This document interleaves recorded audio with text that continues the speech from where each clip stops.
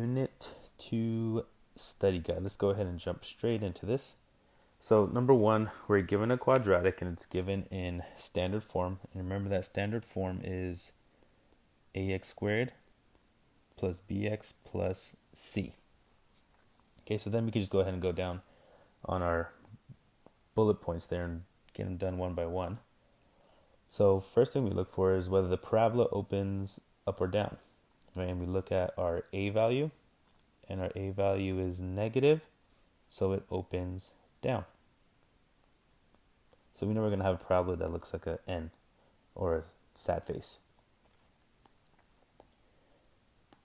Next, it's asking us to find the vertex.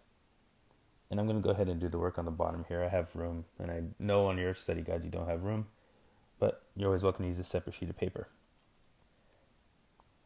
So remember, to find the x value of the vertex, we have to use the formula negative b divided by 2a. So we just plug in our information. We have the negative from the formula. Our b is 8 divided by 2 times a is negative 2. And we simplify. That's negative 8 divided by negative 4. That gives me a positive 2. So far we've only found the x-axis of the x value of the vertex, and now we got to find the y. And remember, to find the y, we got to plug it back in. So we'll have negative 2 times our x is 2 because we're plugging 2 back in, plus 8 times, again we plug in 2, plus 1.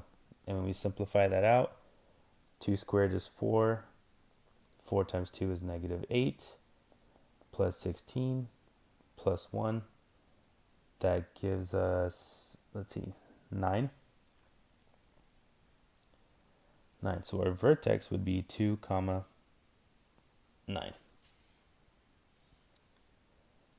Okay, next thing we look at is the next bullet.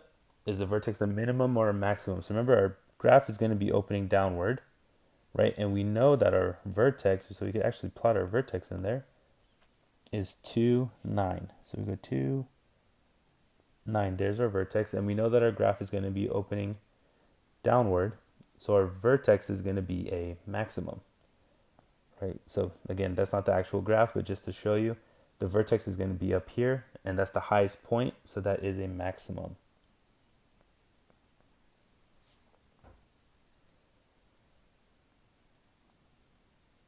Okay, now the equation of the axis of symmetry.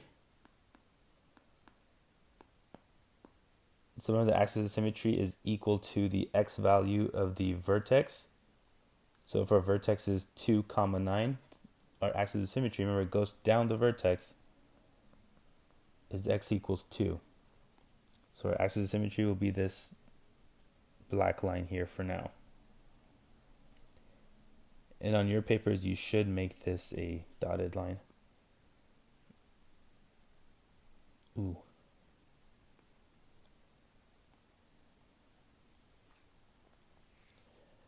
Okay, next step is our Y-intercept.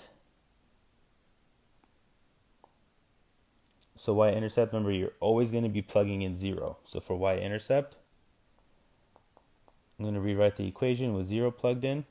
So that's negative 2 times 0 squared plus 8 times 0 plus 1. That cancels out. So our Y-intercept, we plugged in 0 and we have 1.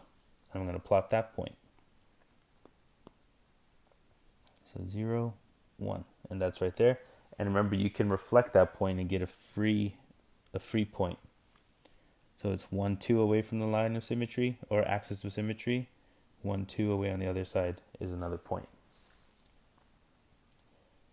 Okay, and now I can go ahead and do my last step and find a strategic point. And I'm going to go ahead and use 1 because 1 is available. There's no data there on 1. So for my strategic point, I'm going to do it over here on the bottom. SP, strategic point. I'll be plugging in 1. So we have negative 2 times 1 squared plus 8 times 1 plus 1. Okay, and then again, we just do our simplifying.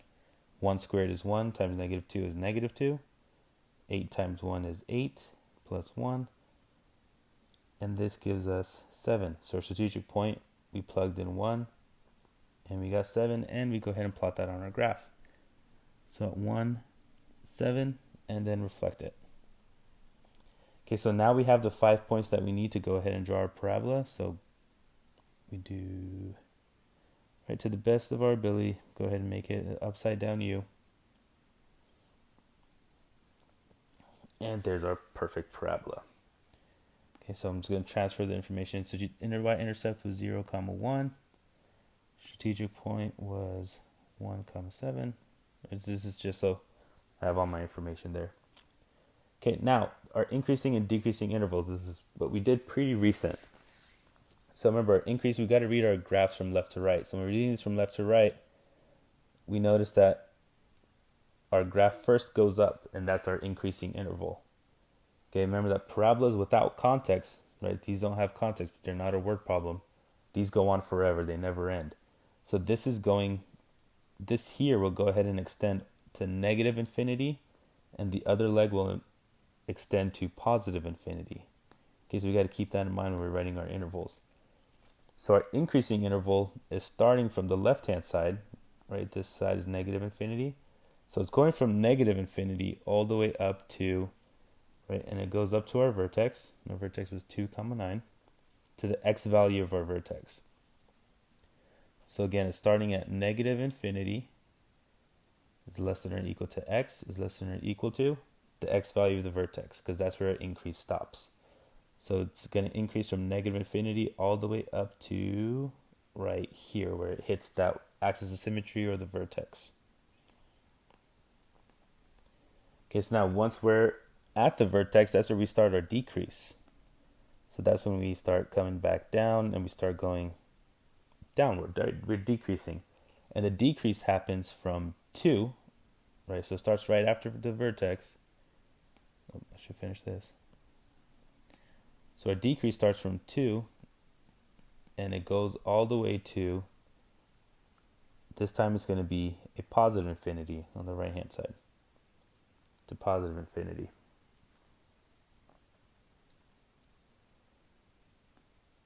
Okay, and now for our domain, so remember our domain, it's how far the graph reaches from left to right, all the possible numbers that it can reach on the x-axis. And this graph, since it never ends, there's no context, it goes from negative infinity to positive infinity. So we just write it this way. That should be a negative infinity to positive infinity. Okay, and you got to have it less than or equal to x, less than or equal to infinity.